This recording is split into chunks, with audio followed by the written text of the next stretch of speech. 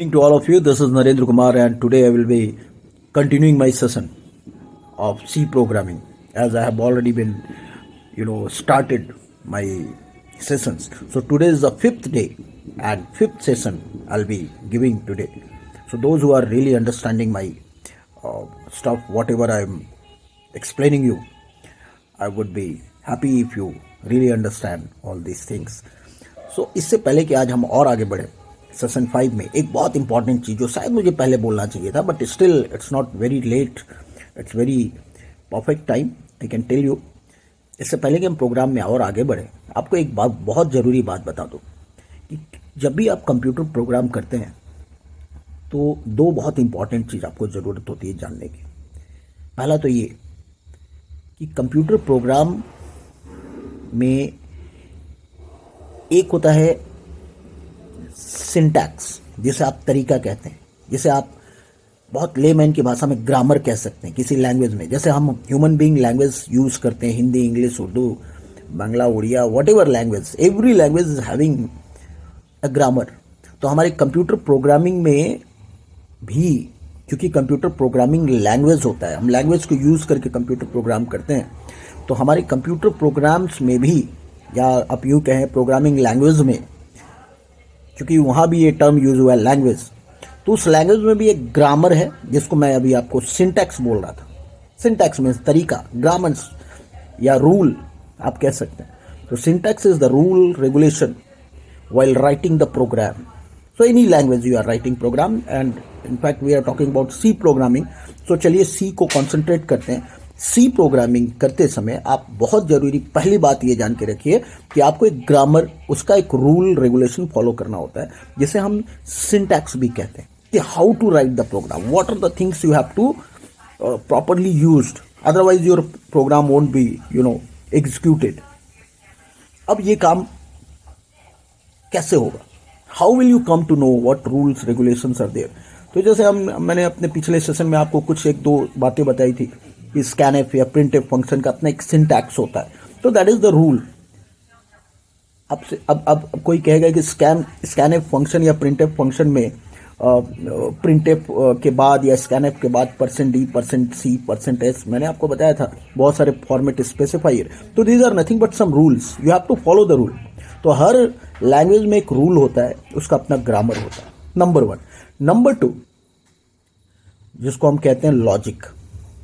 Programme में दूसरा important चीज होता है logic. Your logic should be very perfect. अगर आपका लॉजिक सही नहीं होगा तो कंप्यूटर आपके उस लॉजिक को खुद से रेक्टिफाई नहीं करेगा, कंप्यूटर खुद नहीं समझेगा कि आप क्या लॉजिक देना चाहते हैं, बिकॉज इट्स अ मशीन। तो आपको वो लॉजिक बहुत परफेक्टली उसके सामने रखना पड़ेगा, इनफैक्ट फीड करना पड़ेगा कंप्यूटर को, then computer will understand your logic and accordingly it will work. That means I have told you two things. Number 1, the grammar, the syntax, the rule regulation, whatever you understand. और number 2, the logic. ये दोनों part अगर आपके strong होते हैं तो आप you can do a perfect program. आपका हर प्रोग्राम कंप्यूटर एग्जीक्यूट करेगा एग्जैक्टली उसी मैनर में जिस मैनर में आप चाहते हैं कि वो काम करे। ये दो इंपॉर्टेंट बात है, ये आप बिल्कुल अपने दिमाग में नोट कर लीजिए। अगर आप इस दोनों में किसी एक में भी फेल होते हैं तो आपका प्रोग्राम कभी as per your expectation it will never respond और इवन नॉट रन समटाइम। और एक बात, अगर आपके प्रोग्राम में आपने लॉजिक्स को गड़बड़ लिखा है तो आपका प्रोग्राम कभी एग्जीक्यूट नहीं होगा, ऐसी बात नहीं है, तब भी आपका प्रोग्राम एग्जीक्यूट हो जाएगा। लेकिन अगर आपने रूल्स को फॉलो नहीं किया तो आपका प्रोग्राम एग्जीक्यूट होगा ही नहीं, इट विल नेवर रन। तो ये भी बात आप याद रखिए कि ये दोनों चीज़ें, प्रोग्राम जब भी आप करें सी लैंग्वेज में या किसी भी लैंग्वेज में, we are talking about C programming, तो सी में आप ध्यान रखिएगा कि अगर आप सिंटैक्स एरर अगर आपकी तरफ से होता है, आप सिंटैक्स गड़बड़ अप्लाई करते हैं, आपको तरीका नहीं मालूम है कि कैसे लिखते हैं। जैसे आप इंग्लिश में एक लेटर लिखते हैं तो उसका एक रूल रेगुलेशन होता है, एक फॉर्मेट होता है जिसको हम फॉलो करते हैं, otherwise that letter won't be considered as a formal letter. Like that, इंसान तो शायद कंसिडर कर लेगा आपके लेटर को, लेकिन कंप्यूटर एक मशीन है, तो अगर आप उसके रूल रेगुलेशन को as per the language follow नहीं करेंगे, सी लैंग्वेज अगर आपको बोलता है कि आप इस लाइन को इस तरीके से लिखिए, तो दैट तरीका is rule regulation syntax grammar कुछ भी समझिएगा, तो उसे जरूर फॉलो करें। अगर वो सही नहीं होगा तो आपका प्रोग्राम एग्जीक्यूशन के स्टेज में आएगा ही नहीं, आपका प्रोग्राम बार बार एरर जनरेट करेगा। दूसरी बात, अगर आपके प्रोग्राम में लॉजिक आपने गलत दिया तो प्रोग्राम चलेगा जरूर, लेकिन लॉजिक चूंकि आपने गलत दिया है, फॉर एग्जाम्पल अगर आप कहेंगे कंप्यूटर को कि a प्लस बी को एडिशन नहीं सब्ट्रैक्शन करके दिखा दो, तो वो दिखा देगा। तो यहाँ पर ये ह्यूमन एरर है, आपके तरफ से गलत आपने कंप्यूटर को फीड किया, बिकॉज कंप्यूटर इंसान नहीं है, वो एग्जैक्टली आपके लॉजिक को उसी तरह से चलाने लगता है जिस लॉजिक को आप उसको दे देते हैं। तो you be careful while writing program in C, दोनों बातों पे आप ध्यान रखिएगा।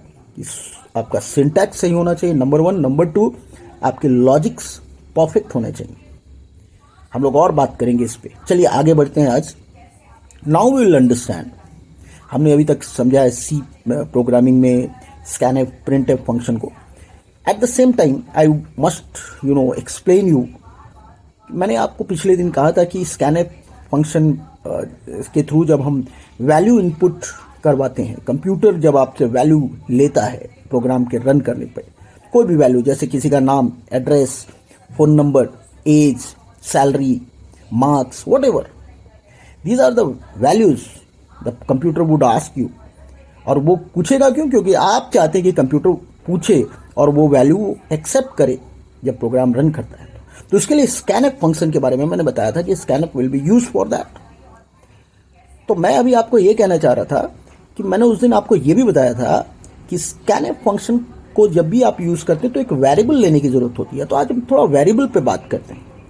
स्कैनएफ फंक्शन हो या फिर प्रिंटएफ फंक्शन पे से हम लोग उस वेरिएबल के वैल्यू को प्रिंट कराते हैं। तो let's understand what is a variable exactly. As I said briefly that day, variable is a space in computer's memory. Computer के मेमोरी में आप स्पेस क्रिएट करते हैं ताकि वो वैल्यू पहले कंप्यूटर एक्सेप्ट करके उस पर्टिकुलर स्पेस में रख दे, उसे हम मेमोरी वेरिएबल भी कहते हैं। वहां वो रख दे, उसके बाद फर्दर आप उसको कहेंगे कि उस वैल्यू को जो उस वेरिएबल में स्टोर है उनको क्या क्या उसको मैनिपुलेशन करना है, वो आप आगे बताते हैं अपने प्रोग्राम में। सो वो वेरिएबल क्या होता है? Since the value can be varied, हो सकता है एक बार आपने एक वेरिएबल है एक्स, उसका वैल्यू 10 स्टोर करवाया आपने, थोड़ी देर बाद आप उसको बोलेंगे इसमें 20 रख दो, थोड़ी देर बाद आप कहेंगे कि 60 रख दो। तो the value could be varied time to time. So इसलिए इसे हम लोग मेमोरी वेरिएबल बोलते हैं। So memory variable is nothing but it's a place in computer's memory where the value taken by scanf function get stored and time to time it can be varied, change हो सकता है, इसलिए उसको memory variable कहते हैं। ये बहुत important है। और एक बात साथ साथ ये भी समझिए कि एक इंसान से जब आप कंप्यूटर प्रोग्राम का जो भी आप इंस्ट्रक्शन अपने कंप्यूटर प्रोग्राम के थ्रू दे रहे हैं, वो इंस्ट्रक्शन जब आप एक इंसान को देते हैं तो इंसान भी वो काम को कर सकता है। जैसे आप कंप्यूटर को कहते हैं कि a plus b is 10, b is 20, add a and b, means a plus b करके बताओ, तो कंप्यूटर बता देगा 10 प्लस 20 इक्वल टू 30। अब यहाँ एक और बात है बिगिनर्स के लिए, जो प्रोग्रामिंग सीख रहे हैं बिगिनिंग स्टेज में, उनको ये भी जानना चाहिए कि ये काम तो इंसान भी कर सकता है। Why we are going for computers? Because computer is a machine. Once you have told that instruction, you have explained the instruction properly, अब उसको आप स्टोर करके रख सकते हैं कंप्यूटर में सालों साल तक। वो एग्जैक्टली वो काम करता रहेगा जो आपने एक बार उसको इंस्ट्रक्शन दे दिया, जो ह्यूमन बीइंग के साथ पॉसिबल नहीं होता है। ह्यूमन बीइंग को आप कुछ इंस्ट्रक्शन टाइम टू टाइम देते हैं, वो काम करता है, फिर उसके भूल सकता है, कभी वो अवेलेबल नहीं हो सकता है, कभी वो रॉन्ग हो सकता है, कभी वो थक सकता है, बट कंप्यूटर के साथ ऐसी बात नहीं है। लेकिन कंप्यूटर उस चीज़ को फीड करके रख, आपने once you have feeded it will be stored in computer's memory. At the same time computer के साथ एक ड्रॉबैक है कि उसे आप, जैसे मैंने अभी थोड़ी देर पहले कहा था कि अगर लॉजिक आप गलत देंगे तो आपके लॉजिक को सुधारेगा नहीं। तो be careful while giving the logic.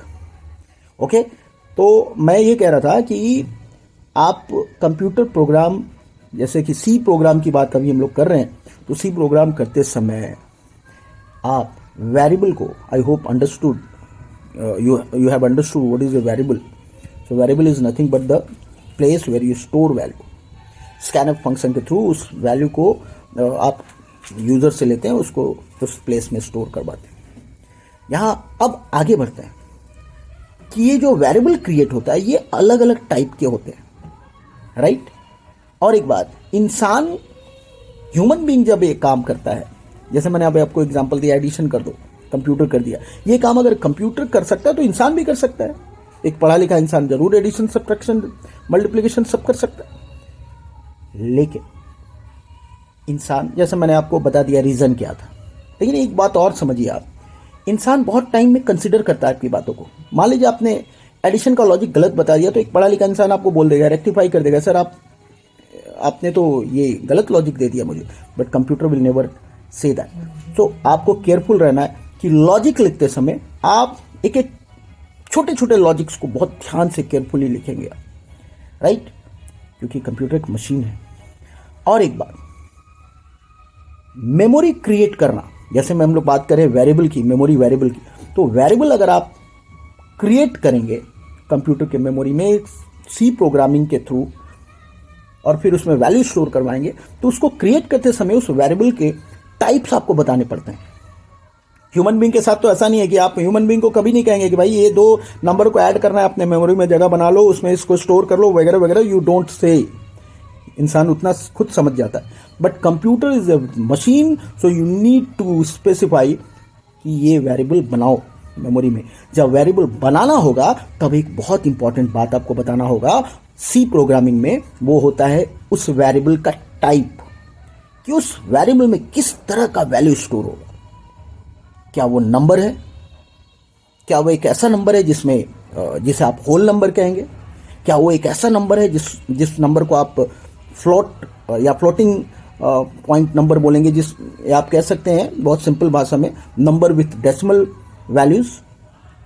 जैसे एक होल नंबर और फ्लोटिंग नंबर या नंबर विथ फ्रैक्शंस में डिफरेंस ये होता है कि 10 is a whole number, 12 is a whole number, 1 is also a whole number, but 1.2 is a fractional value, it's not a whole number. 10.9 is not a whole number, it's a number with fractional part. तो आपको variable बनाते समय computer में सी programming के through ये भी बताना पड़ता है कि आप जो वेरिएबल बना रहे हैं वो किस तरह के वैल्यू को स्टोर करेगा। तो आपको मैं बता देता हूं कि ये डिफरेंट टाइप्स के होते हैं। पहला होता है इंट, INT, इंट, एक कीवर्ड यूज होगा, इंट आपको लिखना पड़ेगा वेरिएबल बनाते समय। फॉर एग्जाम्पल मैं आपको बताऊं, int space x. Now x is the name of variable, int is the type of variable, and int means that type indicates that the variable name x will be storing whole number only. दूसरा keyword use होता है float, FLOAT, float. Y, तो float, y means y is a variable, it will store a number with fractional part also. और एक तीसरा keyword मैं बोल रहा हूं आपको, उसे कहते हैं char, CHAR, char.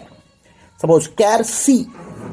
Now C is a variable which will store a character. अब कैरेक्टर क्या होता है? जैसे जनरली हम लोग कैरेक्टर में कंसिडर करते हैं अल्फाबेट्स को। जैसे मेरे नाम में नरेंद्र में N एक लेटर है, तो N is a character, A is a character, R is a character. Even digits भी कैरेक्टर होते हैं, कुछ स्पेशल कैरेक्टर जो कीबोर्ड में होता है वो भी कैरेक्टर होते हैं। और इस तरह तरह के वैल्यू को भी हम लोग स्टोर करवाते हैं अपने प्रोग्रामिंग के थ्रू किसी वेरिएबल में। तो वैसे वेरिएबल की जब जरूरत हो, जब आपको कुछ कैरेक्टर वैल्यू स्टोर कराना है, तो आपको कैर कीवर्ड यूज करना होता है। फाइनली मैं आप कंक्लूड करूंगा आज इस बात को कहते हुए, ये जो इंट, कैर, फ्लोट, डेटा, 3 कीवर्ड मैंने आपको बताया, इस तीनों को हम लोग डेटा टाइप भी कहते हैं। इनफैक्ट बहुत स्ट्रांगली आप जान के रखिए कि इन्हें हम डेटा टाइप कहते हैं। और ये डेटा टाइप इंट, कैर, फ्लॉट, ये तीनों डेटा टाइप हैं, ठीक है। वो डेटा टाइप को लिखने का जो वर्ड हम यूज करते हैं, इंट, कैर, फ्लॉट, उसको कीवर्ड भी कहते हैं। लेकिन एग्जैक्टली ये इनका जो नेचर है उसके अकॉर्डिंगली इसको हम लोग डेटा टाइप कहते हैं। हम लोग आगे इस सेशन को और बढ़ाएंगे नेक्स्ट क्लास में। तब तक मेरी बात को आप एक बार फिर रिवाइज करिएगा। Thank you so much. Good night.